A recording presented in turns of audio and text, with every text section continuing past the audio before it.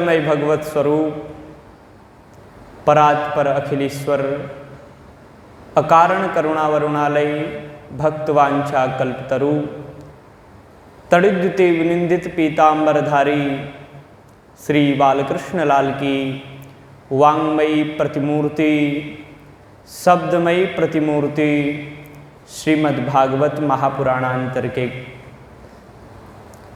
वर्णन कर रहे थे श्री सूत जी महाराज कि आत्मदेव पंडित जी को गोकर्ण जी महाराज ने अत्यंत दिव्य उपदेश दिया।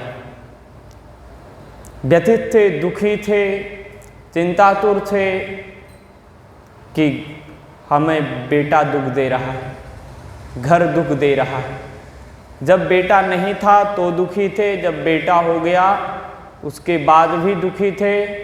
समाधान सत्संग से मिला, बेटे से समाधान नहीं मिला, समाधान भगवान की कथा से मिला।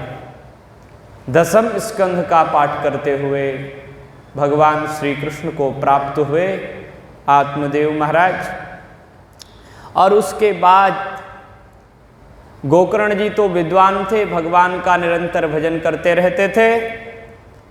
और धुंधकारी ने देखा कि अब पिताजी भी चले गए, माताजी घर में रह गई। और ये कुसंस्कारित जो धुंधकारी है, ये किसका परिणाम है? इसको ऐसा किसने बनाया? केवल धुंधली ने ही ऐसा बनाया था। तो माता का एक कर्तव्य होता है कि अपने बालक को अच्छे अच्छे संस्कार दे। गलत मार्ग में जाए तो उसको टोके। पिता को अवसर मिले तो वो भी टोकता है। अब पिताजी तो ज़्यादा इधर उधर रहते हैं, घर में माताजी रहती हैं, तो ये माता का कर्तव्य बनता है। अगर घर में पिताजी भी रहते हैं तो पिता का भी परम कर्तव्य है, लेकिन सर्वप्रथम कर्तव्य तो माँ का ही होता है। तो हम लोग कभी कभी एक ही बेटा है, इस प्यार से अपने बालक को जो कर रहा है सो करने देते हैं। उसका परिणाम ये होता है कि वो एक दिन हमारा बेटा नहीं रह जाता, बहुत दुख प्रदान करता है। वो केवल अपने ही कर्म होते हैं उस बेटे के रूप में।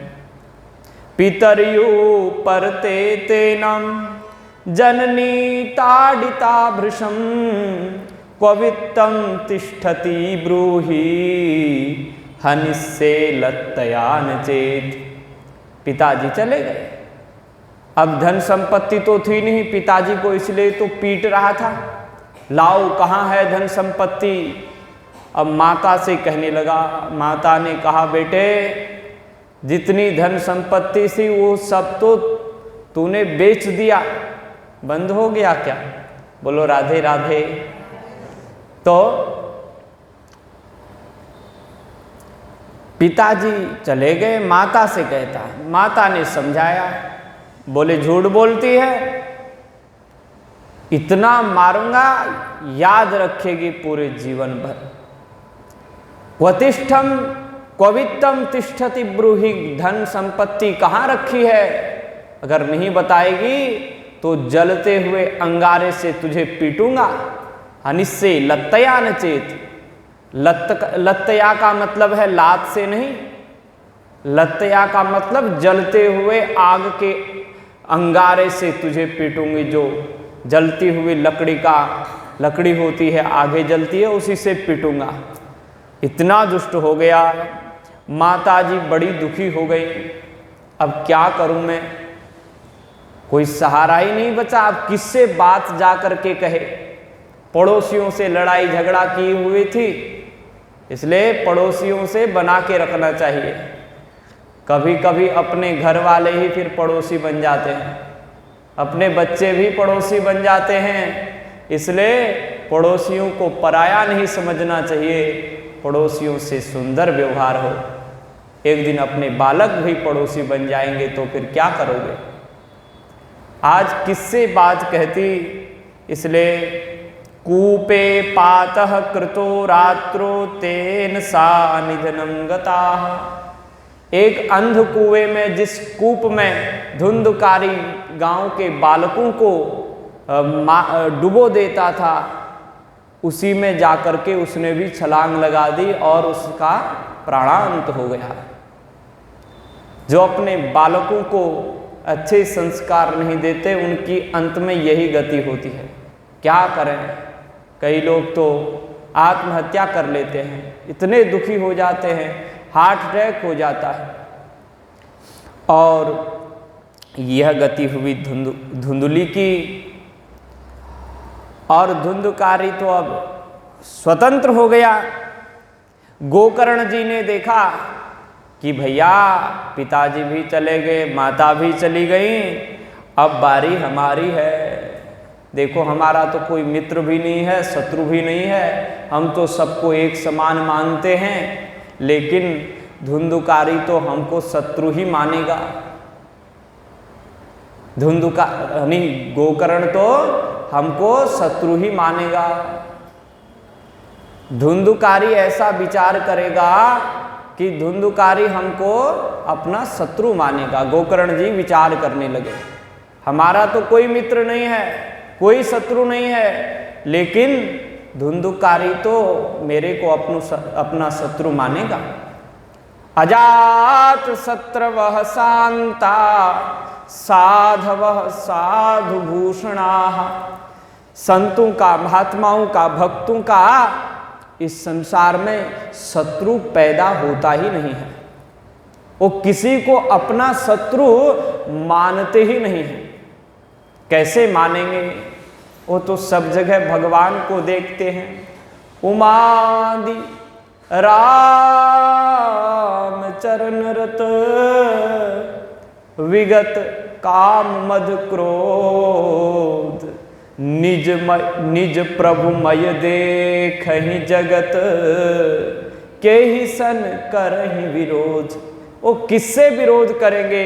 सबको तो सीताराम मय मानते हैं, लेकिन उनसे शत्रुता करने वाले लोग होते हैं, संतों की निंदा करने वाले लोग होते हैं, वो संसारियों को दिखाई देते हैं। संत उससे विचार नहीं करते कि हमारा कौन शत्रु है, मित्र है, इससे उनको कोई फर्क नहीं पड़ता।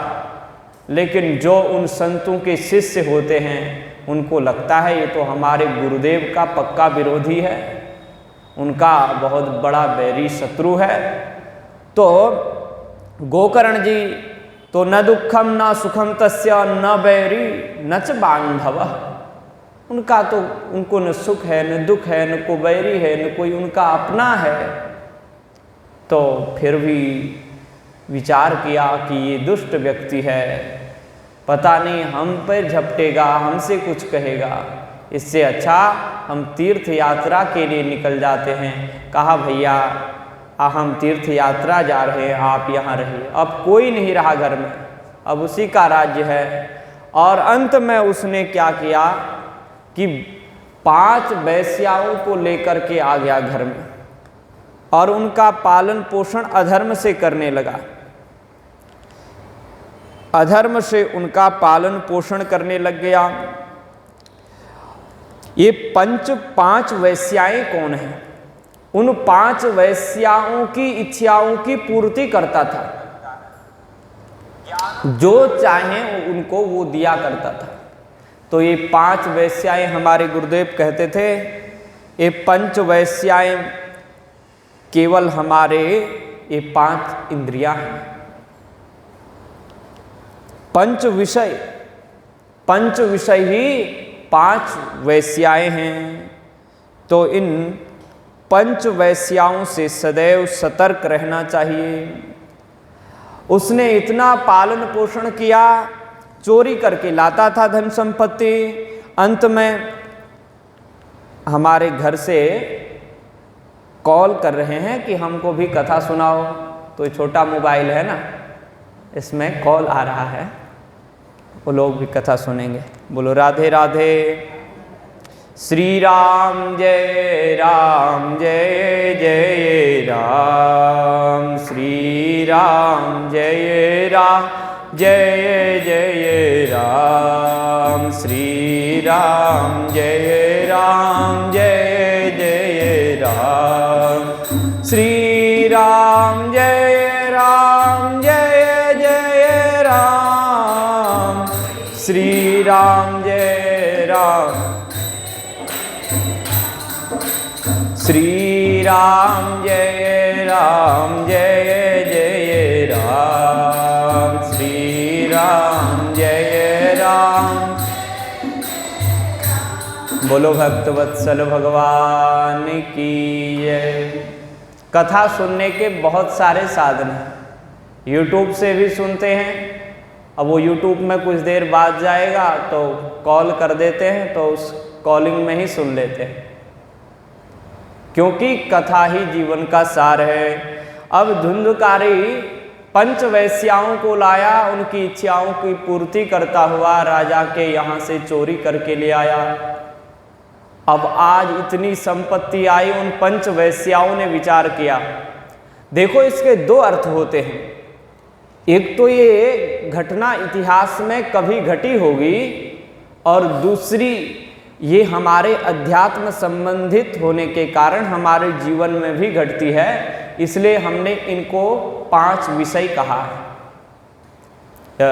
ज्ञानेंद्रियों के। तो अब इन पंच वैश्याओं ने विचार किया, ये इंद्रियां ही हमको एक दिन नष्ट कर देने वाली हैं।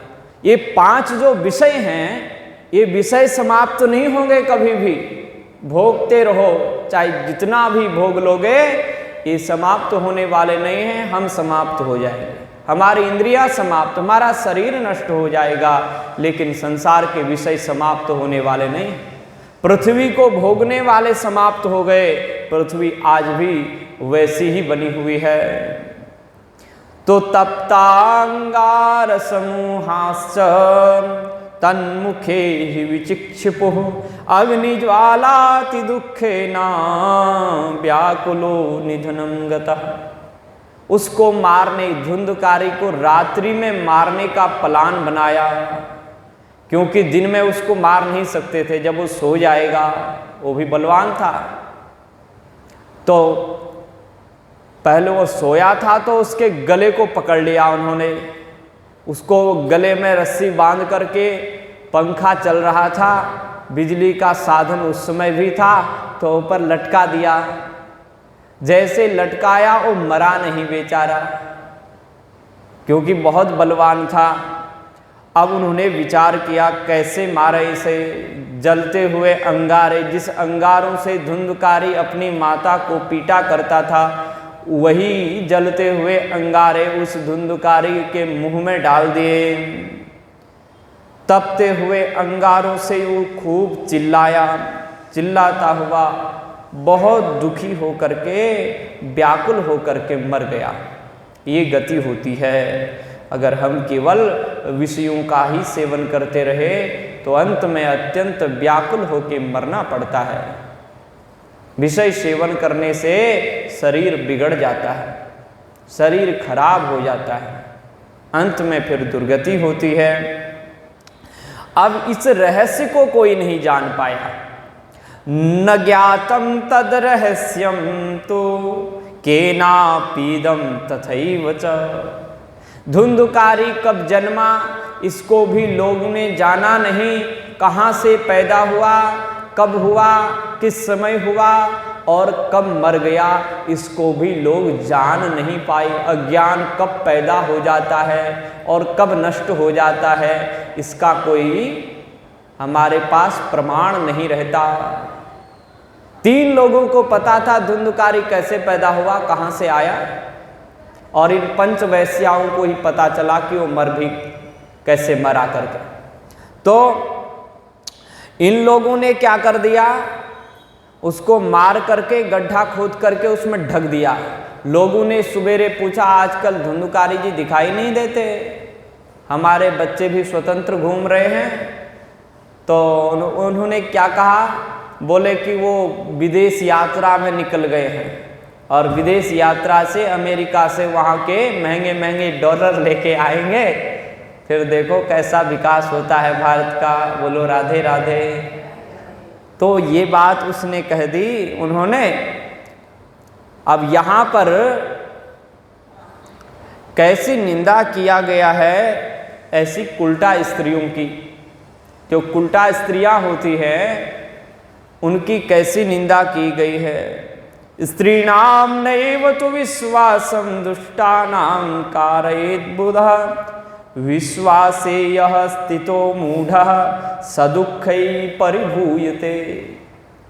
जो वैश्यावृत्ति करने वाली स्त्रियों पर विश्वास करता है उसको दुख मिलता है। और दूसरी बात, हमने इनको पंच विषय कहा। जो 5 विषयों से विश्वास करता है अथवा अपनी 5 इंद्रियों से विश्वास करता है उसकी यही गति होती है।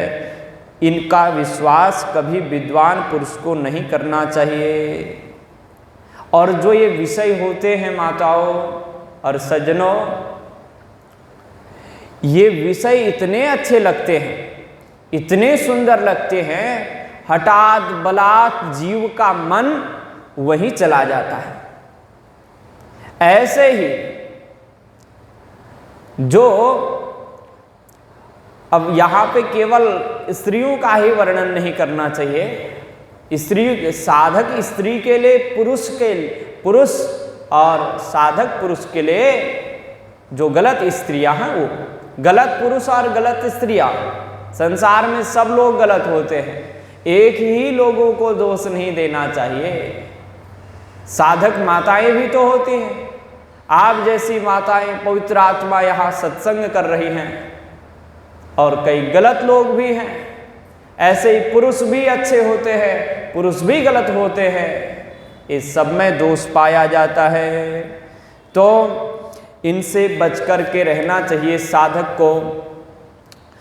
अब गोकर्ण जी महाराज तीर्थ यात्रा करते हुए एक बार अपने गांव आए और उन्होंने विचार किया कि यदि मैं दोपहर में चला जाऊंगा, दिन में जाऊंगा तो सारा गांव हमारे घर आ जाएगा हमारा दर्शन करने के लिए, और पहले हम विश्राम करें। तीर्थ यात्रा करके आए हैं तो एक दिन विश्राम करें, कल मिलेंगे इनसे। तो हमसे रात्रि में कोई मिले ना आज, इसलिए शाम के समय आए और चुपचाप से, घर तो पुराना हो गया था, आंगन में ही सो गए। लेकिन जब सोए तो उनको विचित्र विचित्र दृश्य दिखाई देने लगे। और आधी रात्रि में सकृन्मे सह सकृदस्ति सकृच्च महिषोभवत् सकृदिन्द्रः सकृच्चाग्नि पुनश्च पुरुषो भवत्। उनको पहले भेड़िया दिखाई दिया एक बार, और जैसे भेड़िए को जोर से देखने लगे नेत्रों को फाड़ फाड़ करके, तो उसी समय वही हाथी का रूप धारण कर लिया। और जब हाथी को देखने लगे कि हाथी है या कोई कुछ और है, तो उसी समय वो भैंसा बन गया। और जैसे ही भैंसे को ताकने लगे उसी समय वो इंद्र बन गया। अनेक रूप धारण किया और इंद्र देवता को जैसे ही प्रणाम करने लगे, ये तो इंद्र देवता हैं, रूप बदल रहे हैं, उसी समय उसने अग्नि का रूप धारण कर लिया। और अग्नि देवता को नमस्कार करने का मन हुआ तो वही व्यक्ति मनुष्य बन गया। और मनुष्य बन करके फिर तो वह रोने लगा जोर जोर से। ये विपरीत अवस्था जब देखी तो गोकर्ण जी समझ गए ये कोई दुर्गति को प्राप्त हुआ व्यक्ति है। अब गोकर्ण जी ने पूछा, भाई तुम कौन हो, राक्षस हो या कौन हो, मुझे बड़ी शंका हो रही है, क्यों मुझे परेशान कर रहे हो। तब श्री सूत जी महाराज कहते हैं कि वह धुंधुकारी जो प्रेत बन गया था मरा हुआ, वो उत्तर देने लगा, लेकिन उत्तर देने में समर्थ नहीं हो पाया, इसलिए रोने लगा। रोता ही रहा महाराज। तब गोकर्ण जी ने समझ गए ये कोई प्रेतात्मा है, इसलिए आज वहाँ जल था, जल से आचमन किया। आचमन के बाद उस जल को अभिमंत्रित करके ऐसे छिड़क दिया उधर की ओर।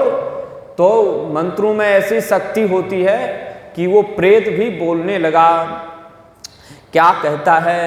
अहम भ्राता त्वदीयोऽस्मि धुंधुकारीति नामतः स्वकीयेनैव दोषेण ब्रह्मत्वं नासितं मया।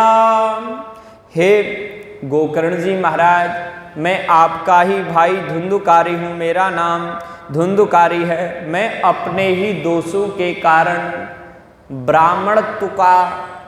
ब्राह्मणत्व से च्युत हो गया हूँ, गिर गया हूँ ब्राह्मणत्व से, और इसलिए इस समय मेरे पापों की संख्या नहीं है।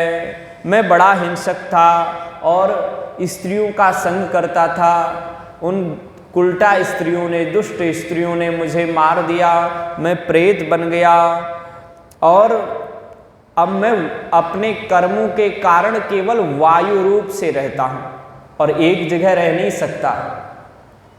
निरंतर घूमता रहता हूँ, भूखा प्यासा, मुझे भोजन तक नहीं मिलता। ये दुर्गति होती है जिनको कोई जो पाप करते हैं जीवन भर, और फिर उनकी इसी दुर्गति होती है, मृत्यु भी उनकी निराली होती है, जैसे इसकी हुई। तो ये कहता है, अहो बंधो कृपा सिंधो भ्रातर मामा सुमोचय। हे भैया, आप तो कृपा सिंधु हैं, आप तो संत हृदय हैं, मेरे को इस प्रेत योनि से मुक्ति दिलाइए। गोकर्ण जी को बड़ा आश्चर्य हुआ कि ये हमारा भाई धुंधुकारी है। उन्होंने कहा कि हे धुंधुकारी, त्वदर्थम तू गया पिंडो मया दत्तो विधानतः तत्कथम नैव मुक्तोऽसि ममाश्चर्यमिदं महत्। अरे तुम्हारे लिए कि तुम प्रेत योनि से मुक्त हो जाओ, ये समाचार सब मुझे पहले ही मिल चुका था, और मैंने तुम्हारे लिए विधि पूर्वक गया में श्राद्ध किया तुम्हारा। तत्कथम नैव मुक्तोऽसि, जब मैंने तुम्हारे लिए गया में पिंडदान दिया तब तुम्हारी मुक्ति क्यों नहीं हुई, मुझे बहुत बड़ा आश्चर्य है। मैंने गया का माहात्म्य पढ़ा है कि गया में विधान पूर्वक यदि श्राद्ध कर दिया जावे तो फिर मुक्ति हो जाती है। अब तुम्हारी मुक्ति क्यों नहीं हुई, तुम ही बताओ, मैं तुम्हारे लिए क्या करूं? देखिए, यहां पे विचार करने योग्य बात है। गया का ऐसा महात्म्य है, चाहे कैसा भी पापी हो, यदि गया श्राद्ध कर दिया जाए तो फिर उसकी मुक्ति हो जाती है। लेकिन इसकी मुक्ति क्यों नहीं हुई? तो कहते हैं, एक महात्मा ने कहा, हमने ऐसे मोबाइल में सुना था, तो वो कहते हैं कि मुक्ति इसलिए नहीं हुई क्योंकि विधि का तो पूरा पालन किया गया, लेकिन धुंधुकारी के माता पिता कौन है इस बात का किसी को पता ही नहीं था कि उसके पूर्वज कौन हैं। अब गोकर्ण जी जब उसका पिंडदान दे रहे थे तो अपने माता पिता का नाम ले रहे थे, आत्मदेव और धुंधुली का, लेकिन धुंधुकारी धुंधुली का नहीं था, धुंधुली के बहन का था। इसलिए उस श्राद्ध में इतनी अविधि हो रही थी, और तो पूरी विधि थी, लेकिन इतना रुकावट बन रहा था। ये थोड़ा ठीक समाधान हमको लगा, इसलिए उस बात को हमने गांठ बांध ली। बोलो राधे राधे। तो प्रेत ने कहा, भैया गया में एक श्राद्ध नहीं, हजारों श्राद्ध किए जाए, 100 श्राद्ध कर दो, तब भी मेरी मुक्ति नहीं है। मैं तो बहुत बड़ा पापी हूँ।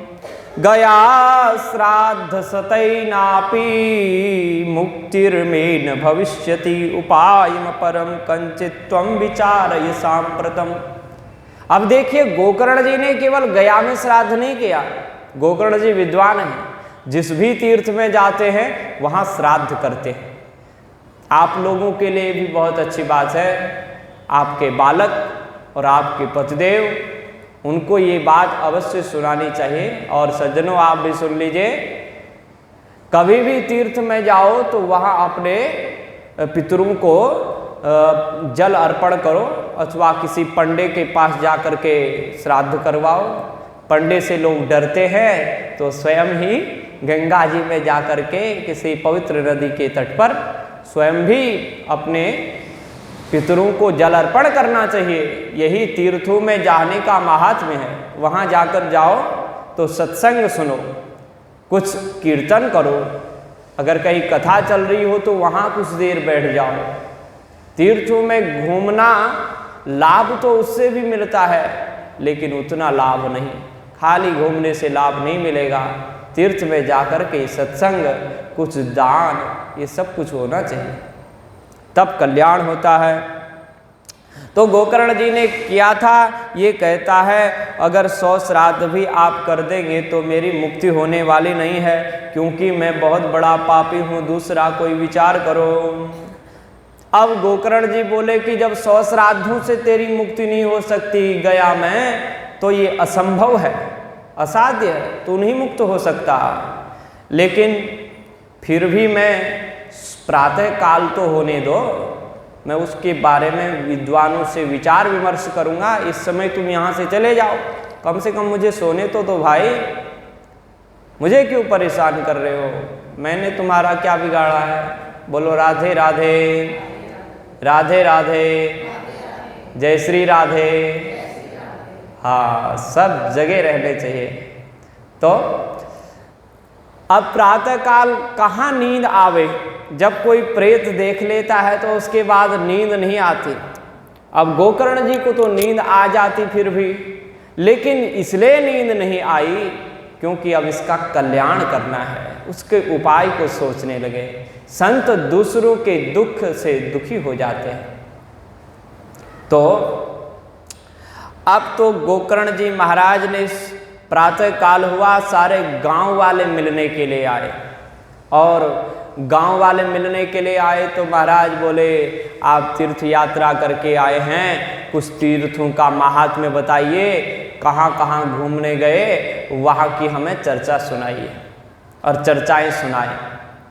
और आप भी तीर्थों में जावें तो घर आकर के, अब आजकल के लोग कहाँ पूछते हैं, पूछते ही नहीं, तो उनको जबरदस्ती बता दो, अपने घर वालों को बता दो भैया, आपका कर्तव्य बनता है। वो लोग जो व्यक्ति नहीं समझते कि पूछना चाहिए, तो उनको तीर्थों का महात्म्य बताओ, यहाँ यहाँ घूम कर के आए, देवी देवताओं के दर्शन किए, अमुक नदी का दर्शन किया, गंगा जी का दर्शन किया, यह सुनाओ तो आपका घर भी तीर्थ रूप हो जाएगा। अब ये सारी बातें बताने के बाद उन्होंने कहा एक समस्या, तीर्थ यात्रा तो बढ़िया हुई लेकिन यहाँ आके एक समस्या हो गई, मुझे धुंधकारी दिखाई दिया जो प्रेत बना हुआ है, अब उसकी मुक्ति कैसे होगी। तो सारे विद्वानों ने, विद्वांसो योगनिष्ठाश्च ज्ञानिनो ब्रह्मवादिनः तन्मुक्तिं नैव ते पश्यन् अपश्यन्तः शास्त्र संचयान्। विद्वान, योगनिष्ठ, ज्ञानी और वेदवादी, वेद पाठी बड़े बड़े ब्राह्मण लोगों ने शास्त्रों का संचय किया, शास्त्रों में देखा, विद्वान तो बहुत थे, सब पढ़े लिखे थे, फिर भी कहा, सोचा कि अरे इनकी मुक्ति का कहीं तो हमारे दिमाग में इस समय तो नहीं आ रहा, फिर भी पुस्तकें देख लेते हैं। पुस्तकों को देखने बाद भी कोई निर्णय नहीं निकला। तब तो फिर सबने हाथ जोड़े। अब प्रातः काल हो गया, दोपहर की संध्या वंदन के लिए जब गोकर्ण जी बैठे, उनके साथ पंडित महाशय भी थे। तो जो त्रिकाल संध्या करता है, 3 लोगों को, 3 वर्णों के लोगों को संध्या वंदन करना चाहिए, जनेऊ धारण करना चाहिए। ये पुरुषों के लिए है, माताओं के लिए नहीं। माताओं का तो विवाह संस्कार ही सारे संस्कार बन जाते हैं, पतिदेव से संबंध जुड़ गया, वही सबसे बड़ा संस्कार है। और विवाह संस्कार इतना पवित्र संस्कार है, इतना पवित्र दान है, विवाह कन्या का दान करना, उससे बड़ा दान कोई नहीं। सबसे बड़ा दान है कन्यादान, तो वही सबसे बड़ा संस्कार है। इसमें किसी प्रकार का संदेह नहीं करना चाहिए कि ये हमारे लिए एक ही संस्कार, ऐसी बात नहीं है। वो संस्कार हमारे यहाँ बेटी को इतना महत्व दिया गया, 10 पुत्रों के बराबर एक ही पुत्री है। एक पुत्री घर में जन्म ले लेवे तो बहुत बड़ा उत्सव बनाना चाहिए। पुत्री रत्न है, पुत्री से हमें पुण्य मिलता है। तो त्रिकाल संध्या करते थे, ब्राह्मण, क्षत्रिय और वैश्य को संध्या वंदन करना चाहिए। अब तो दुर्भाग्य ऐसा है कि वैश्य और क्षत्रियों ने तो छोड़ ही दिया संध्या वंदन करना, ब्राह्मण भी छोड़ने लग गए। और मुगल काल का समय कितना अच्छा रहा होगा। उस समय कैसे कैसे ब्राह्मण थे जिनकी चोटी काट रहे थे, लेकिन उन्होंने गला काटना स्वीकार किया, चोटी नहीं काटने दी। ऐसे ब्राह्मण, ऐसे क्षत्रिय और ऐसे वैश्य हुआ करते थे। लेकिन आज स्वयं जाकर के अपनी चुटिया कटवाते हैं। चुटिया रखने में लाज लगती है। ये चुटिया जब तक रहेगी तो लोग कहेंगे हमको कौन देखेगा, कौन पसंद करेगा। छोटे छोटे लड़कों को तो बड़ी शर्म लगती है, बड़ों को लगने लगी तो छोटे। हमने बाल बड़ा रखे हैं लेकिन चोटी अलग से बांध रखी है, आपने देखी होगी। चोटी बांधनी चाहिए, सत्कर्म कोई करो तो चोटी को मंत्र के द्वारा बांध लो। तो ये सब हमारे संस्कार हैं। और ऐसा दिव्य होता है त्रिकाल संध्या करने वाले ब्राह्मण का तप कि आत्मदेव के बेटा गोकर्ण जी महाराज ने संध्या वंदन करके सूर्य भगवान को अर्घ दिया। अर्घ देने के बाद में भगवान सूर्य को रोक लिया, आकाश में स्तंभित कर दिया। आप आगे नहीं बढ़ सकते जब तक हमारा समाधान नहीं करेंगे। गोकर्णः स्तंभनं चक्रे सूर्य वेगस्य वै तदा। सूर्य के वेग को रोक दिया और स्तुति की। तुभ्यं नमो जगत साक्षिन् ब्रूहि मे मुक्ति हेतुकम् तच्छ्रुत्वा दूरतः सूर्यः स्फुटमित्यभ्यभासत। हे जगत साक्षी, हे भुवन कोश को प्रकाशित करने वाले सूर्य देवता, आपके चरणों में दास का प्रणाम है। आप मुझे इस धुंधकारी के मुक्ति का उपाय बताइए। जब ये वाक्य सूर्य भगवान ने सुन ले और स्पष्ट वाक्यों में सूर्य भगवान ने उत्तर दिया कि श्रीमद्भागवतान् मुक्ति सप्ताहं वाचनं कुरु इति सूर्यवचः सर्वैः धर्म रूपम तु विश्रुतम। सूर्य भगवान ने कहा कि श्रीमद् भागवत का सप्ताह यज्ञ किया जाए तो सप्ताह यज्ञ से इस धुंधकारी को प्रेत योनि से मुक्ति मिल जाएगी। ये सूर्य का धर्ममय वचन उस समय सारे विद्वानों ने गोकर्ण के साथ में सुना। अब तो महाराज हो गया, सब लोगों को पता चल गया। फिर उसके बाद सर्वे अब्रुवन प्रयत्नेन कर्तव्यम सुकरम त्विदम, कहा कि अब ये कार्य अत्यंत शीघ्रता पूर्वक करना चाहिए। बहुत प्रयत्न किया और सुंदर सा पांडाल बनाया। आगे उसकी विधि तो मैं बताऊंगा, अभी वर्णन करने की आवश्यकता नहीं। व्यास मंच जो होता है वहाँ 1-2 पुष्प मालाएं, कुछ सुंदर सी व्यवस्था ताकि बढ़िया सा दिखाई दे, ये अवश्य होना चाहिए। और खूब सामर्थ्यानुसार सजाना चाहिए, बढ़िया सा व्यास भगवान का स्वागत होना चाहिए। ये सब किया गया और गोकर्ण जी को कहा कि विद्वानों ने, आप तो स्वयं भागवत को पढ़ ही चुके हैं, आप ही हम सबको भागवत सुनाइए। और वैष्णवम ब्राह्मणम मुख्यम श्रोतारम परिकल्प्य सह।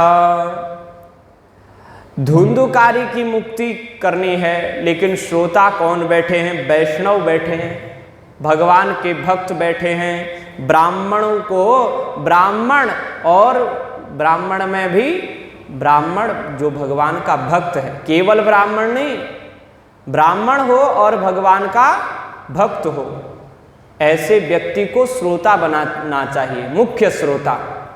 चाहे वो कोई भी समुदाय हो, वैश्य समुदाय हो, शूद्र समुदाय हो, क्षत्रिय समुदाय हो, लेकिन एक सदाचारी ब्राह्मण को मुख्य श्रोता के रूप में बैठाना चाहिए, जो भगवान का भक्त भी हो, भक्ति करता हो, उसको मुख्य श्रोता बनाना चाहिए। महापुरुष कथा कहे और महापुरुष को एक श्रोता भी बनाओ। उस महापुरुष श्रोता अगर बनाया है आपने, तो जो कथा कहने वाला है ना, वो विशेष विशेष बातें बताएगा, क्योंकि आपने श्रोता भी विद्वान बैठा रखा है, तो फिर आप सभी को उसका लाभ मिलेगा। वैष्णवम ब्राह्मणम मुख्यम श्रोतारम परिकल्प्यसः, ये सब मुख्य श्रोता बनाए। लिखा है मुख्य श्रोतारम ब्राह्मणम वैष्णवम परिकल्प्य। मुख्य श्रोता ब्राह्मण को बनाया, वैष्णव को बनाया, भगवत भक्त को बनाया, और धुंधुकारी को भी कहा भैया कथा प्रारंभ हो रही है, तुम भी आ जाओ। धुंधुकारी आने लगा, लेकिन वायु रूप था, उड़ जाता था, बैठ नहीं पाता था। तो पांडाल के बगल में ही खेत ही था, तो उसमें एक सप्त ग्रंथ से युक्त बांस का खंबा था। संयोगवश रहा होगा, इसका कोई वर्णन मिलता नहीं कि बांस का खंबा होना चाहिए, लेकिन किसी लोगों ने अब रीति भी बना ली है, एक 7 गांठ वाला बांस रखे रहते हैं, तो ये इस पर हम विश्वास नहीं करते। लेकिन वो खंबा वहाँ पे था, अथवा पांडाल बनाया होगा, तो एक खंबे में वो घुस गया होगा, उसके भीतर चला गया और कथा प्रारंभ हुई। प्रथम स्कंध से धेनुपुत्र श्री गोकर्ण जी महाराज, धेनुपुत्र गायकर जब कथा करता है, गौभक्त यदि कोई कथा करता है तो कथा कल्याण करने वाली होती है। अब हम लोग गौ माता के बेटा तो बनने का प्रयत्न करें। गौ तो सबकी माता है, गाओ विश्वस्य मातरः, लेकिन हम भी तो उनकी पुत्री, उस गौ माता के पुत्र बनने के योग्य बन जाए, उसकी सेवा करें। गौ माता के नाम से कितने लोग इस समय पैसा मांग रहे हैं, धन संपत्ति मांग रहे हैं, लेकिन गौ माता लंपी रोग से व्यथित होकर के प्राणांत कर रही है, उसका ध्यान उस तरफ किसी का ध्यान नहीं गया। बड़े बड़े कथावाचक, क्या उनके पास पैसा नहीं है? बड़े बड़े जो अमीर लोग हैं, क्या उनके पास पैसा नहीं है? पर गौ माता के लिए किसी के पास नहीं रह गया। माताओं मांगने का खूब प्रयत्न करते हैं, लेकिन उसकी सेवा नहीं करते। और ये सरकार भी ऐसी है, चाहे वो कांग्रेस हो चाहे भाजपा हो, गौ माता की सेवा करनी चाहिए। भाजपा तो इस समय हिंदुत्ववादी है, हम सबका हित करने वाली है, तो उसको इस पर सख्त से सख्त फैसला लेना चाहिए। गाय का कल्याण होना चाहिए, वो रोग मुक्त होनी चाहिए, और उसी देश का कल्याण होता है जिस देश की सरकार, जिस देश का राजा गौ माता का भक्त होता है, वह देश निरंतर आगे बढ़ता चला जाता है। ये देश विकासशील देश है, विकास में लगा रहता है। और अन्य देश जो हैं, विदेशी कई बड़े देश है, तो वो क्या है, विकास से परिपूर्ण हो गए हैं। परिपूर्ण कुछ नहीं हुए, वो केवल मन के लड्डू खा रहे हैं। बोलो राधे राधे। हमारा देश तो सदैव से ही विकासशील रहा, ये तो अपने को विकास संपन्न कभी मानता ही नहीं है। जो देश अपने को विकास संपन्न मान लेवे उसका कल्याण कभी नहीं हो सकता। अरे हमारा देश तो धन संपत्ति से संपन्न हो जाएगा फिर भी संतुष्ट नहीं होगा। वो कहेगा अरे धन संपत्ति तो यहीं छूट जाने वाली है, हमें तो और भगवान तक का प्रयत्न करना है, हम परब्रह्म के पास जाएंगे, उस आनंदानुभूति का अनुभव करेंगे। तो जब भगवान को पालेंगे तब हमारा देश विकास संपन्न होता है। ऐसे ही विकास संपन्न नहीं होता। तो गौ माता का पुत्र कोई कथा करे, गौ सेवक कथा करे तो कल्याण होता है। गोकर्ण जी ने कथा करी, प्रथम स्कंद से कथा प्रारंभ कर दी। तो जैसे ही उस दिन की गाथा गाई दिन भर प्रातः काल से सायंकाल तक, तो एक ग्रंथि फट गई उस बांस की। और दूसरे दिन की कथा जिस दिन शाम को संपन्न हुई तो सायंकाल द्वितीय ग्रंथि भेदनम, और तृतीय दिन के सायंकाल तृतीय ग्रंथि भेदनम, चतुर्थ दिन चतुर्थ ग्रंथि, ऐसे ही क्रमशः एवं सप्त दिनेश्चैव सप्त ग्रंथि विभेदनम। 7 दिन कथा चली, 7 दिन में 7 ग्रंथियों का भेदन हो गया। और वह जो बांस था उससे प्रेत नहीं निकला, एक दिव्य महापुरुष देव स्वरूप प्रकट हो गया। बोलो भागवत भगवान की जय। तो ये भागवत की कथा प्रेत पीड़ा का विनाश करने वाली है। लेकिन किसी भक्त से, गौ भक्त से कथा सुनी जाए, सारा विश्व गौ माता का पुत्र है, संतान है गौ माता की, लेकिन उस योग्य बन जावें तो निश्चित रूप से कल्याण होगा। धुंधकारी दिव्य रूप में प्रकट हुआ। दिव्य रूप धरो जातस तुलसी दाम मंडिता, पीतवासा गण श्यामो मुकुटी कुंडलान्वितः। तुलसी माला पहने हुए, पीत वस्त्र धारण किए हुए भगवान श्री कृष्ण जा घनश्याम था।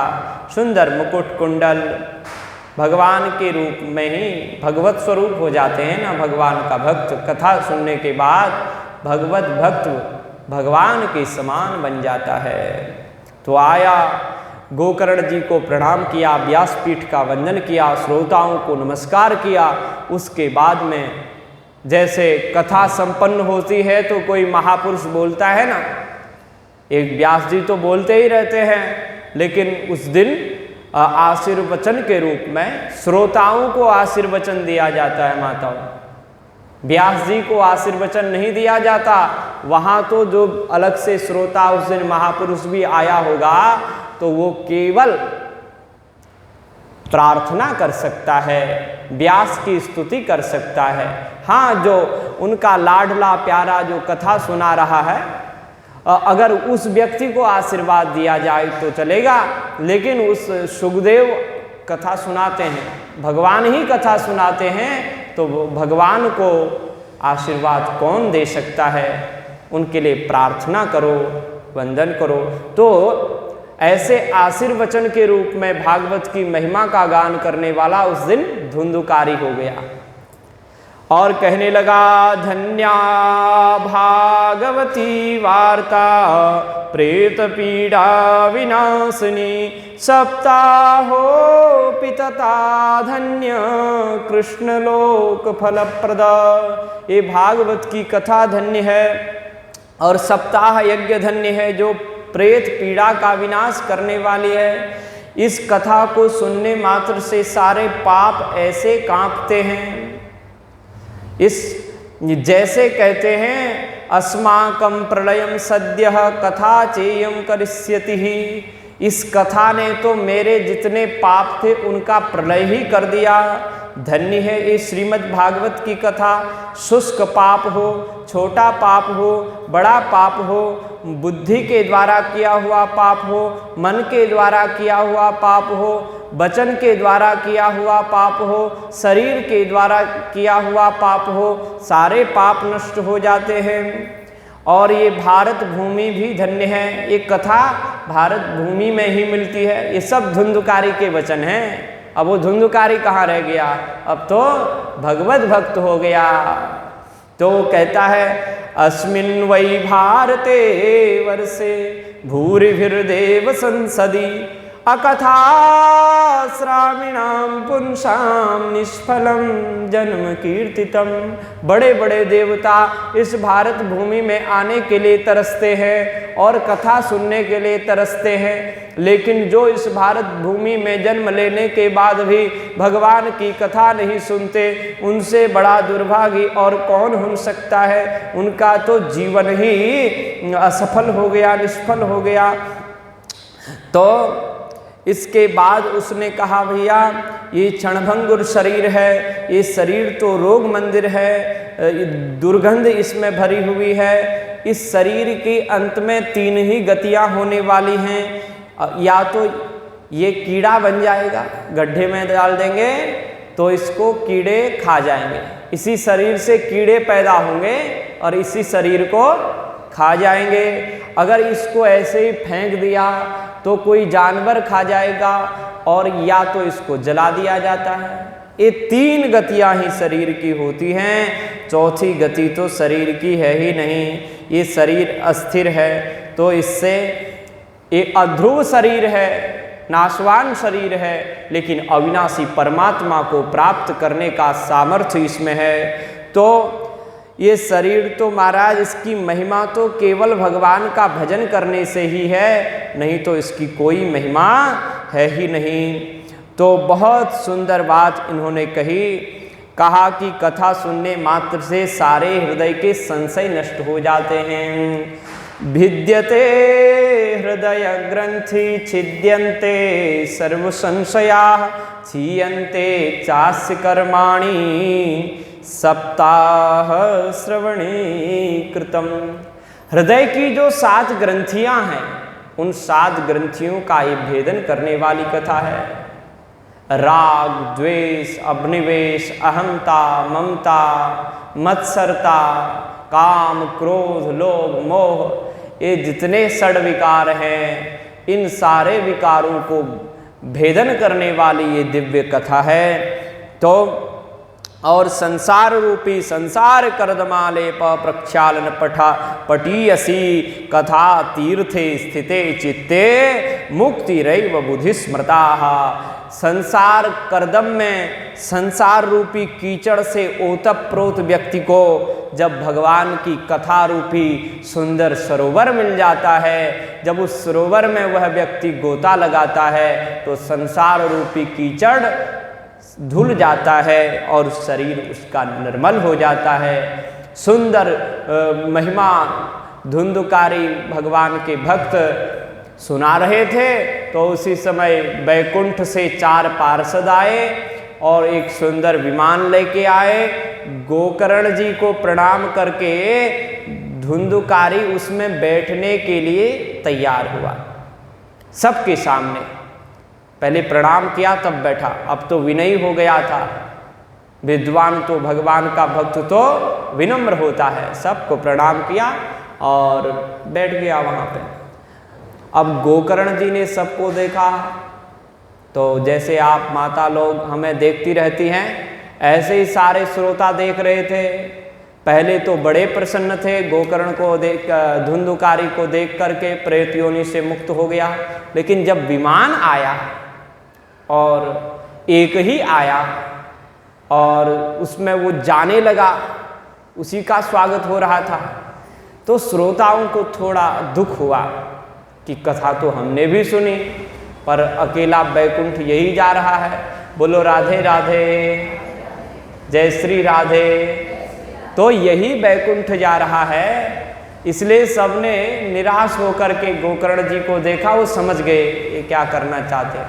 हम भी समझ जाते हैं कि ज़्यादा समय हो रहा है तो माता जी कहीं नाराज तो नहीं हो जाएंगे, तो ऐसे हम भी समझते हैं और ये समझना भी बहुत आवश्यक है, समय का भी ध्यान रखना ही चाहिए। तो महाराज गोकर्ण जी ने सबके मन की बात को जान गए और उन भगवत पार्षदों से पूछ लिया कि अत्रैव बहवः सन्ति श्रोतारो मम निर्मलाः आनीतानि विमानानि न तेषां युगपत् कुतः, क्योंकि श्रवणं समभागेन सर्वेषां दृश्यते फलभेदः कुतो जातः प्रब्रुवन्तु हरिप्रियाः। अत्रैवास्मिन् स्थाने, इस स्थान में जितने भी श्रोता हैं बड़े निर्मल हैं। वक्ता को श्रोताओं की प्रशंसा तो करनी ही चाहिए और उसी प्रकार से कभी कभी श्रोताओं को भी कर लेनी चाहिए। भागवत में तो खूब की है कि आप बहुत अच्छे वक्ता हैं हे सूत जी महाराज, आप तो बहुत सुंदर मधुर मधुर वचनों से हमको कथा सुनाते हैं, बहुत बड़े विद्वान हैं। तो इससे उसका उत्साह बढ़ता है और उसे लगता है कि देखो विद्वान तो नहीं है, ये हमारी बड़ाई कर रहे हैं, तो कमरे में जा कर के थोड़ा सा और पढ़ ले तो कुछ विद्वान बनने का नाटक करें। तो बोलो राधे राधे। तो ऐसा करना चाहिए और आशीर्वाद भी देना चाहिए कि हे सूत जी को आशीर्वाद दे रहे महाराज, आप दीर्घायु हो, लंबे काल तक जिए और इसी प्रकार हमको कथा सुनाते रहें। तो अब ये कहते हैं हमारे श्रोता तो बहुत अच्छे हैं और हम भी कहते हैं माताओं हमारे श्रोता बहुत अच्छे हैं, आप जैसे श्रोता कहाँ मिलेंगे। आज स्वामी जी का कॉल आया था, स्वामी अक्षयानंद जी महाराज का, तो मैंने कहा बहुत अच्छे श्रोता है, लगभग 30-40 तक संख्या पहुंच जाती है, तो बढ़ा चढ़ा करके ऐसे ही बोलना चाहिए। बोलो भक्तवत्सल भगवान की जय। तो निर्मल श्रोता है। आपने केवल इस धुंधकारी के लिए ही विमान क्यों लाए, इतने सब लोग सुन रहे हैं, क्योंकि सब समान भाव से सुन रहे हैं, सबने एक ही कथा सुनी, धुंधकारी ने अलग से नहीं सुनी। जो मैंने धुंधकारी को सुनाई इन लोगों ने भी वही सुनी। फिर फल भेद कुतो जातः प्रब्रुवन्तु हरिप्रियाः, फिर फल में भेद कैसे हो गया ये हमको बताइए। तब हरिदास बोले, भगवान के भक्त वैष्णव वैकुंठ से आए हुए हरिपार्षद बोले सबने सुना है महाराज, लेकिन सुनने में भेद हो जाता है। श्रवणस्य विभेदेन फल भेदोत्र संस्थितः, श्रवणं तु कृतं सर्वैः न तथा मननं कृतं, फल भेदः ततो जातो भजनादपि मानदम्।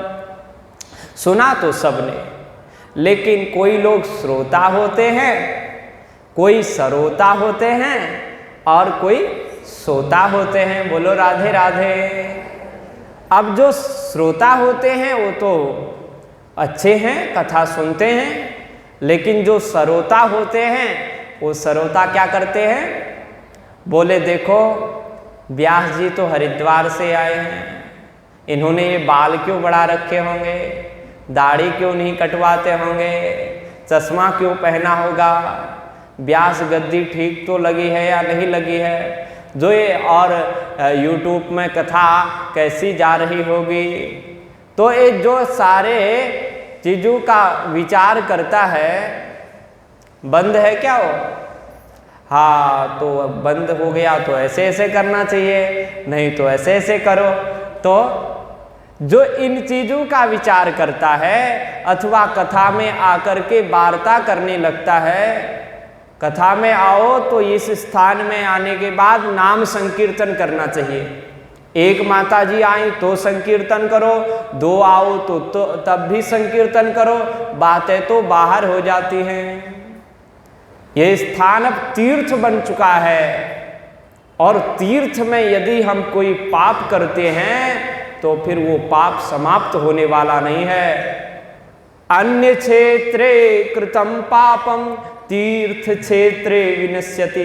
यदि बाहर आपने कोई पाप किया होगा तो इस कथा में आने के बाद वो पाप समाप्त हो जाएगा, लेकिन यहाँ आके आप पाप कर देंगे तो तीर्थ क्षेत्रे कृतम पापम वज्रलेपम भविष्यति। फिर वो जैसे वज्र होता है कठोर, ऐसे कठोर वो साप वो पाप हो जाएगा, फिर मिटने वाला नहीं है। बोलो राधे राधे।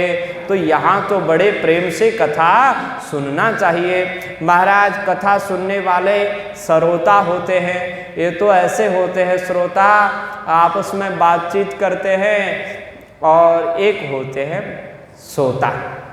सोता बहुत अच्छे होते हैं, किसी प्रकार का डिस्टर्ब नहीं करते और बड़े प्रेम से वक्ता को भी लगता है कि ध्यान से सुन रहे हैं, समाधि लगाए हुए हैं, लेकिन उनकी समाधि ऐसी होती है कि मंगलाचरण सुनते हैं, फिर कहीं जय जयकार राधे राधे सुन लेते हैं और अंत में फिर वो राधे राधे चले जाते हैं। तो आइए बैठिए और जाइए, 3 शब्द सुनते हैं। हमने पहले दिन बताई थी ना कथा। तो ये तो श्रोता होते हैं और एक श्रोता होते हैं जो ध्यान से कथा सुनते हैं और कथा सुनने के बाद उस संकीर्तन करते हैं, संकीर्तन के बाद मनन करते हैं। मनन करेंगी माताओं और सज्जनों तभी आप पक्के श्रोता कहलाओगे। घर जाके चिंतन करोगे।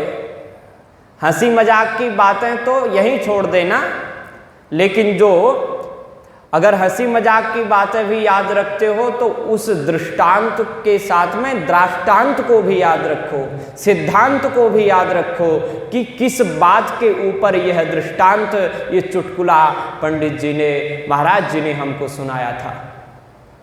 लेकिन हम चुटकुला तो याद कर लेते हैं हंसने के लिए, लेकिन कथा के जो सुंदर सुंदर विषय हैं उनको याद नहीं करते।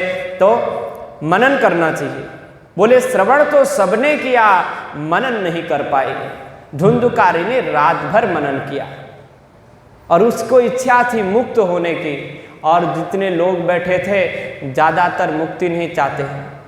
आप लोगों में कौन कौन मुक्ति चाहते हैं? हाथ खड़ा कीजिए।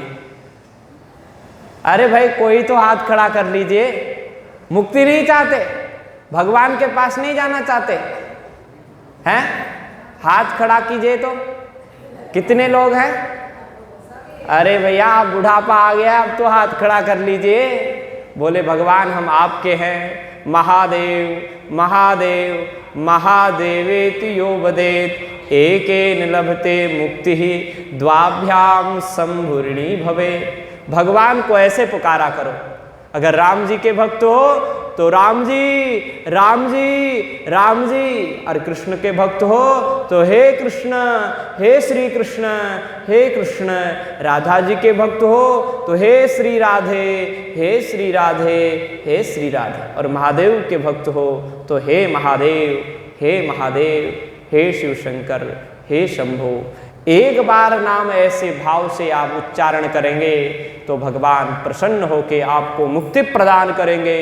और जब आप बार बार उच्चारण करेंगे भगवान का नाम तो आपके भगवान ऋणी हो जाएंगे। द्वाभ्याम ऋणी भवेत। दूसरी बार बोलने में, बार बार बोलने में भगवान ऋणी हो जाते हैं। ऋणी होने का मतलब भगवान आपको अपना भक्त बना लेते हैं और आपके भक्त भगवान बन जाते हैं। अब समय भी होने वाला है तो सुंदर कांड में श्री हनुमान जी महाराज को श्री राम ने कहा है कि हे हनुमान मैं आपका ऋणी हो गया और प्रति उपकार करहूं का तोरा प्रति उपकार, करहु का तोरा सन्मुख होए न सकत मन मोरा, सन्मुख होए सकत न मन मोरा। इसलिए हे पुत्र, मैं आपका ऋणी ही बनना चाहता हूँ। और ऋणी इसलिए भी बनना चाहता हूँ कि जो तकलीफ मुझे आई थी और मेरे कार्य को आपने सिद्ध किया था, मैं ऐसा कभी नहीं चाहता कि आपके ऊपर भी कोई विपत्ति आवे, आप संपन्न बने रहें, ऐसा भाव होना चाहिए। भगवान श्री कृष्ण ने भी गोपियों को कहा कि हे गोपियों, मैं हजारों जन्म ले लूंगा, देवताओं के समान दिव्य आयु को प्राप्त, दिव्य शरीर धारण करूंगा और देवताओं के समान आयु धारण करके आपकी सेवा करूंगा, तो भी मैं आपके ऋण से उऋण नहीं हो पाऊंगा। तो भक्त भगवान के ऋणी हो जाते हैं। ऐसे ध्यान से हम कथा तो सुने, मनन तो करें, चिंतन तो करें। फल भेद ततो जातो भजनादपि मानदम। फल में भेद हो गया। यही बात है कि हम एक कान से सुनते हैं, दूसरे कान से निकाल देते हैं, उसका चिंतन मनन नहीं करते। घर में पति पत्नी बड़े प्यार से बैठ करके सुनाओ, बोलो पंडित जी ने जितना कुछ सुनाया था पहले आप सुनाओ फिर हम सुनाते हैं। कितना प्रेम बढ़ जाएगा अगर ऐसी भावना हमारी बन गई। घर स्वर्ग बन जाएगा, घर भगवान का वैकुंठ बन जाएगा, मंदिर बन जाएगा। ये सत्संग भवन आपका घर बन जावे, ऐसी भगवान से प्रार्थना करते हैं। तो एक कुम्हार था, एक व्यक्ति था, उसने 2 मूर्तियां बनाई और बेचने के लिए आया नौमाइश मैदान में। ये हमारे कृष्णचंद्र ठाकुर जी हैं, इस प्रसंग को सुनाते हैं वो। तो नौमाइश मैदान में आए, आप जैसे भोली भाली जनता थी, तो भैया एक जो है 5,000 का है और एक 5 लाख का है। अब आप इसको बताओ कि कौन सा हो सकता है। दोनों सोने के हैं अथवा दोनों हैं पीतल के, लेकिन मूल्य में इतना अंतर है, कैसे है। सब ढूंढने लगे भैया क्या है, ये खोखला हो सकता है, बोले वजन में बिल्कुल भारी, दोनों बराबर है। सब परेशान। एक संत वहां से निकल रहे थे, देखा अरे ये तो हमारे अपने परिचित हैं, सत्संगी हैं। तो जा करके देखा, अरे कितने में दे रहे हो भैया। उनकी दोनों की कीमत बता दी। बोले मैं चेक करता हूँ। उन्होंने एक तिनका पकड़ा और तिनका डाला एक के कान में, तो इधर वाले कान से निकल गया, और एक के कान में डाला तो पता नहीं कहाँ गया भीतर की ओर, तो हृदय में बैठ गया। तो समझ गए, बोले ये जो कान से निकलने वाला है ये 5,000 का है, और जिसके हृदय से ये तिनका निकला ही नहीं, ये सुतली निकली ही नहीं, वही है 5 लाख का। तो ऐसे ही हम अपने हृदय में भगवान की कथा को धारण करें। अब उन लोगों ने कहा कि देखो, अदृढ़ं च हतं ज्ञानं प्रमादेन हतं सुतं, संदिग्धो ही हतो मंत्रो व्यग्र चित्तो हतो जपः। देखो, जो ज्ञान सुदृढ़ नहीं होता, जिसको बार बार हम नहीं सुनते हैं, ध्यान से नहीं सुनते हैं, वो ज्ञान भी नष्ट हो जाता है। भगवद गीता इसका प्रमाण है। भगवान ने एक ही विषय को कितनी बार कहा है। हम 14वें अध्याय में ही 3 गुणों का वर्णन कर रहे हैं, और कितनी बार हमने उन श्लोकों को पहले देखा भी नहीं था पीछे का, तो वो सारी बातें पहले ही आपको बता दी थी, फिर भी वही बता रहे हैं। तो बार बार भगवान इसलिए करते हैं क्योंकि अभ्यास हो जाता है। अभ्यास से ही ज्ञान को धारण किया जाता है, अभ्यास से ही मन का निरोध किया जाता है। अभ्यासेन तो कौन्तेय वैरागेण च गृह्यते। भगवान ने कहा निस्संदेह मन चंचल है, लेकिन अभ्यास वैराग्य के द्वारा इसको अचला बनाया जा सकता है, इसको रोका जा सकता है। और इसी को महर्षि पतंजलि अपने पातंजल सूत्रों में कहते हैं, अभ्यास वैराग्याभ्याम तन्निरोधः। अभ्यास और वैराग्य से ही इस मन का निरोध हो सकता है। तो ज्ञान दृढ़ होना चाहिए और प्रमादवश नहीं सुनना चाहिए। आलस्य में पड़े हुए हैं तो ऐसे प्रमाद में पड़ करके नहीं सुनना चाहिए, नहीं तो सुनाया भी सब व्यर्थ हो जाता है। और मंत्र में संदेह नहीं करना चाहिए। गुरुदेव के द्वारा आपको जो मंत्र मिला हुआ है उस पर आप विश्वास करो और विश्वास के साथ लग जाओ कि यह मुझे तार देगा, उस पार लगा देगा। तो मंत्र में विश्वास करना चाहिए। यदि मंत्र में संदेह हो गया, संशय हो गया, तो मंत्र भी किसी काम का नहीं रह जाएगा। और व्यग्र चित्तो हतो जपः। अगर व्यग्र चित्त से, व्याकुल चित्त से संसार का चिंतन करते हुए, इधर उधर का चिंतन करते हुए यदि हम मंत्र का जप करते हैं तो वह जप भी नष्ट हो जाता है। अवैष्णवो हतो देशो। जिस देश में भगवान के भक्त नहीं होते वह देश नष्ट हो जाता है। आज लोग भक्त बनना नहीं चाहते, भगवान के भक्त किसी को बनाना नहीं चाहते। ऐसी संस्थाएं और ऐसे विद्यालय हैं जहां भगवान का नाम लेने में भी रोक लगाई जा रही है। तो जिस देश में भगवत भक्त नहीं होगा वो देश धीरे धीरे नष्ट हो जाता है। अवैष्णवो हतो देशो हतम श्राद्धमपात्रकम। अगर अपात्र के द्वारा हमने श्राद्ध कराया गया है, जिसको शुद्ध संस्कृत बोलना ही नहीं आ रहा है, जिसको मंत्रों का उच्चारण करना नहीं आता, यदि उससे हम श्राद्ध करवाते हैं तो श्राद्ध का फल हमारे पितरों को नहीं मिलता। श्राद्ध में बड़ी सावधानी रखनी पड़ती है। देवताओं का पूजन तो भाव से भी करेंगे तो देवता प्रसन्न हो जाते हैं, क्यों? देवता भाव के भूखे हैं। लेकिन पितर, उनके लिए शुद्ध उच्चारण होना चाहिए तब उनको मिलता है, ऐसे शास्त्रों में वर्णन है।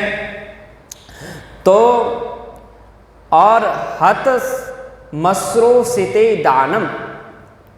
किसी विद्वान को, भगवत भक्त को यदि हम दान करते हैं तो उसका फल हमको मिलता है। अगर फल चाहती हो माताओं तो किसी ब्राह्मण को, विद्वान को, वैराग्य को ही दान देना चाहिए।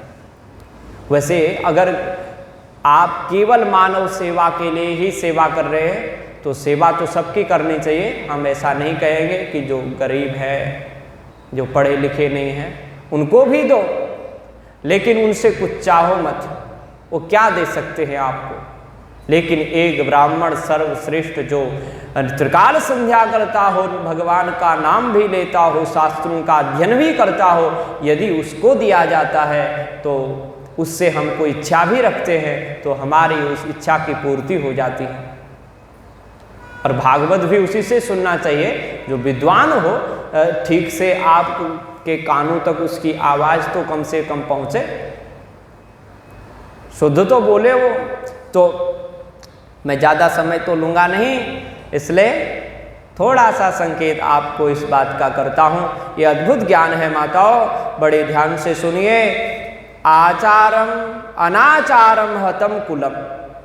जिस परिवार में, जिस कुल में आचार समाप्त हो जाता है, जिस कुल में सदाचार नहीं रह जाता, वह कुल धीरे धीरे नष्ट होने लगता है। जिस कुल में हमारे संस्कार नहीं रहते बच्चों के पास, फिर ये समझना चाहिए कि अब ये धीरे धीरे ये कुल समाप्ति की ओर है। और विश्वासो गुरु वाक्येषु, गुरुदेव के वाक्यों में विश्वास होना चाहिए। स्वस्मिन दीनत्व भावना, अपने में दीनहीन की भावना हो। मनोदोष जयश्चैव, मन के दोषों को जीतते हुए भगवान की कथा में निश्चला प्रीति होनी चाहिए। ऐसे करके ऐसा जब आप सावधान, उन सब श्रोताओं को सावधान किया, बोले अब इस ढंग से कथा सुनना, विश्वास करना गुरुदेव के वाक्यों में। गुरुदेव कौन है? जो व्यासपीठ में बैठे हुए हैं वही गुरुदेव है। भगवान श्री सुखदेव ही गुरुदेव है, वो सबके गुरुदेव है। महर्षि वेदव्यास ही सबके गुरुदेव है। महर्षि वेदव्यास जी के लिए ही गुरुर्ब्रह्मा गुरुर्विष्णु गुरुर्देवो महेश्वरः गुरुर साक्षात परब्रह्मा तस्मै श्री गुरुवे नमः। ये श्लोक महर्षि वेदव्यास के लिए बनाया गया है, क्योंकि वो ब्रह्मा भी हैं, विष्णु भी हैं और महेश भी हैं और साक्षात परब्रह्म भी हैं। उनके पास 3 नेत्र नहीं हैं, तब भी वो महादेव हैं।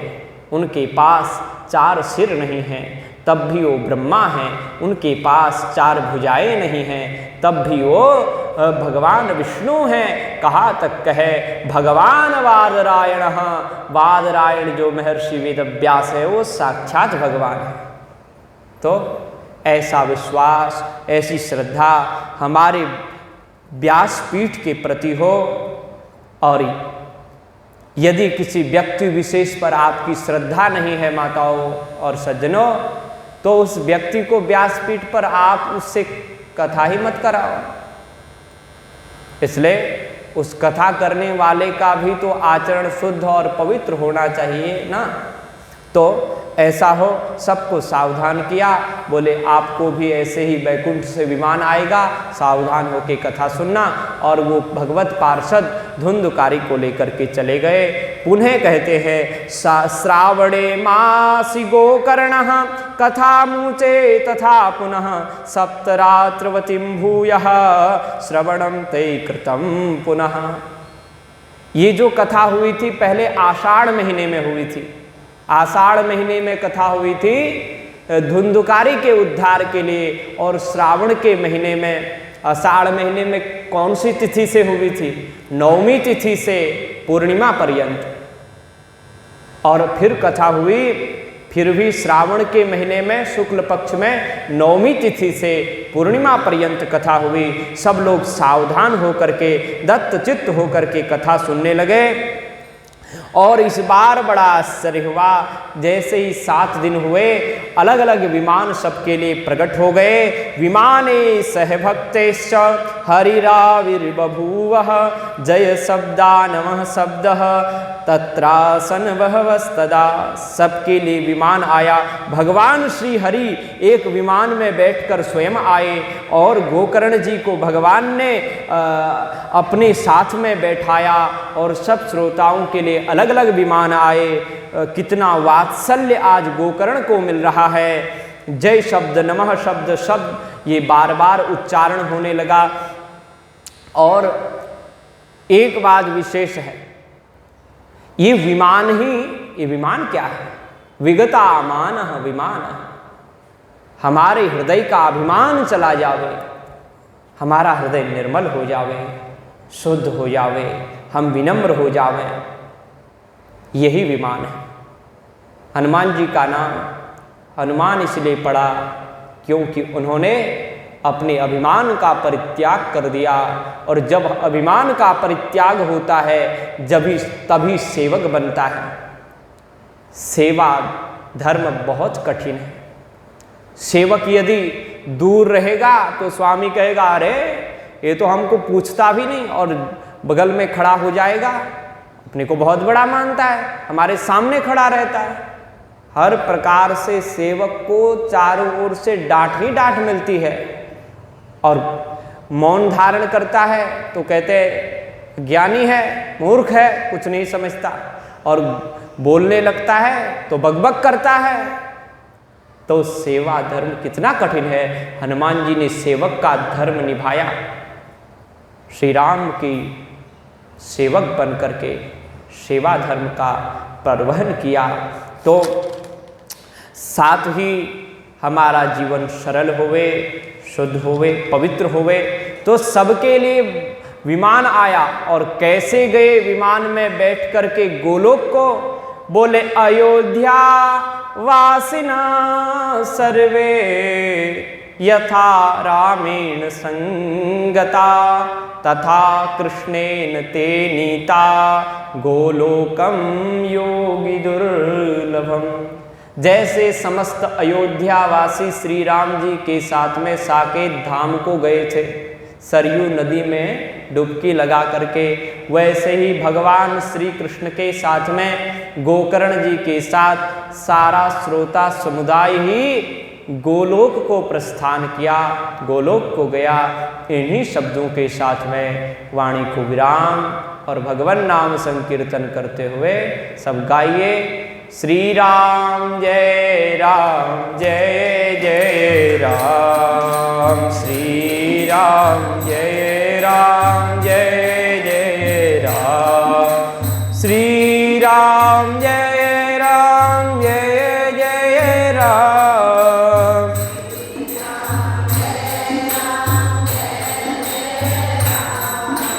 श्री राम जय जय राम, श्री राम जय जय राम, श्री राम जय जय राम, श्री राम जय